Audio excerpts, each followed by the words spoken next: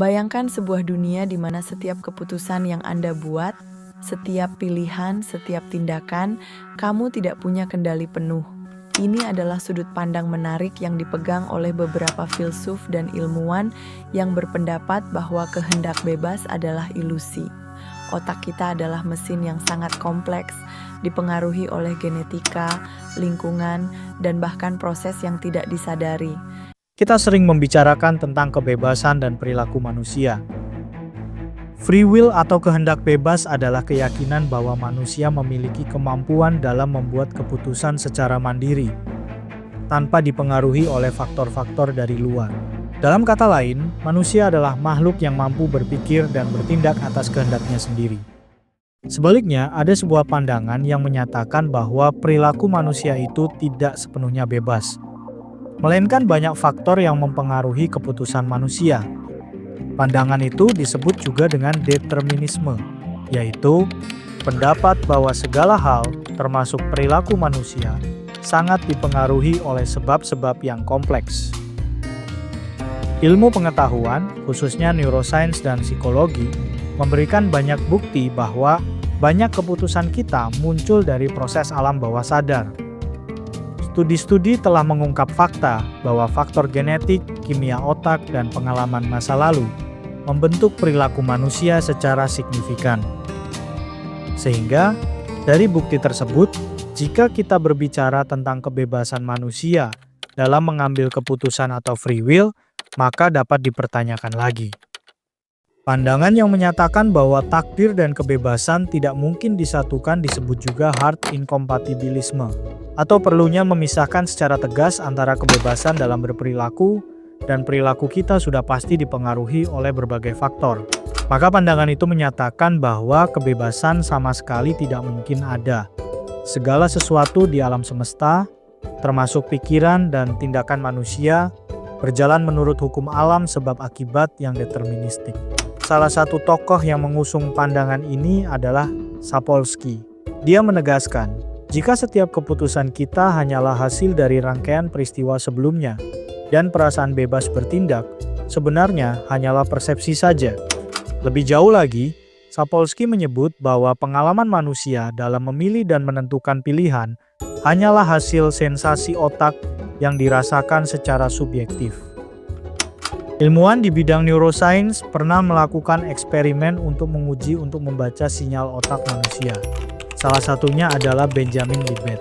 Dalam eksperimen tersebut, partisipan diminta menekan tombol kapan saja mereka mau, sambil aktivitas otaknya direkam. Hasilnya, gelombang otak yang menandakan persiapan gerakan muncul sekitar 0,3 detik sebelum partisipan sadar ingin menekan tombol. Artinya, otak sudah memutuskan dan bertindak sebelum kita sadar akan keputusan itu. Seperti keputusan saat pagi membuat teh atau kopi dan menyukai warna tertentu, itu merupakan keputusan otak yang dipengaruhi banyak hal. Walaupun ada kritik soal validitas eksperimen tersebut, Sapolsky menilai bahwa fenomena ini tetap menunjukkan bahwa banyak keputusan kita bersumber dari proses bawah sadar. Sapolsky juga menjelaskan bahwa perilaku manusia adalah hasil interaksi kompleks antara gen, hormon, pengalaman masa kecil, hingga budaya di tempat kita tumbuh. Misalnya, pola asuh yang penuh stres bisa mengubah cara kerja hormon stres di otak, yang kemudian mempengaruhi respons kita saat dewasa. Kalau kita susah memaafkan orang, pendendam, bisa jadi ada trauma di masa lalu yang menjadikan kita untuk berperilaku seperti itu.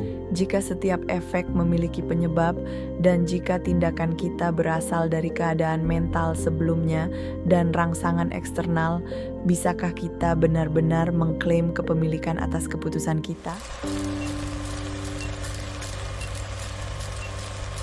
Manusia seperti hasil dari ribuan lapisan pengaruh biologis dan lingkungan yang menumpuk, sehingga sangat sulit, bahkan hampir mustahil, menemukan keputusan yang benar-benar murni, berasal dari diri sendiri, tanpa campur tangan faktor luar.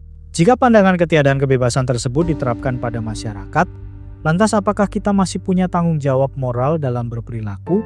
Dan apakah hidup ini memiliki makna jika kita hanya sebagai wayang?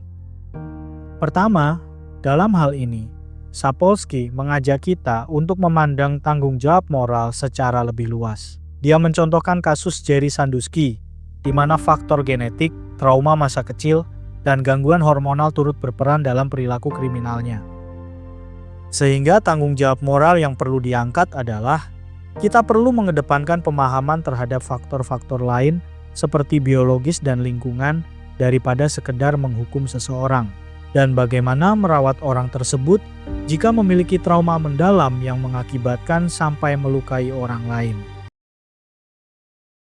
Namun, untuk menerapkan itu, kita masih punya tantangan. Tantangannya adalah mengubah cara pandang umum yang sudah terbiasa dengan prinsip balas dendam.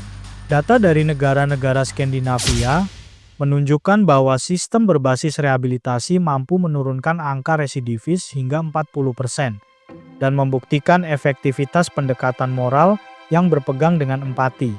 Bukankah jika persepsi tentang kehendak bebas hanyalah ilusi, maka hidup kehilangan makna? Buat apa berusaha mencapai sesuatu jika semuanya sudah ditentukan? Dalam hal ini, Sapolsky berpendapat, justru memahami bahwa semuanya telah ditentukan akan membuat kita lebih menerima diri sendiri. Sedangkan, makna hidup bisa ditemukan lewat kontribusi pada sesama dan memperbaiki sistem sosial. Alih-alih menyalahkan individu semata, kita akan fokus memperbaiki sistem sosial yang berkontribusi terhadap perilaku buruk, sehingga tatanan moral justru semakin kokoh dan inklusif. Dalam hal kerjasama dan altruisme, Sapolsky juga menunjukkan bahwa keduanya merupakan strategi natural semua makhluk hidup melalui proses evolusi. Tujuannya tentu saja meningkatkan peluang bertahan hidup, tapi kerjasama itu sendiri juga bukan hasil keputusan sadar, tetapi memang tekanan untuk mencapai sesuatu yang besar, kita harus kerjasama. Selain manusia, kita bisa melihat hewan babun dan kelelawar yang saling membantu karena tekanan seleksi alam. Mereka bekerja sama, bukan karena memilih untuk menjadi baik, melainkan insting untuk bertahan hidup yang menjadikan mereka berbuat seperti itu. Jadi, determinisme bukan berarti hidup tanpa harapan, tapi justru membuka peluang untuk membangun kehidupan yang lebih adil dan bermakna. Dengan memahami hakikat perilaku manusia, kita dapat membangun masyarakat yang lebih inklusif, adil, dan penuh makna,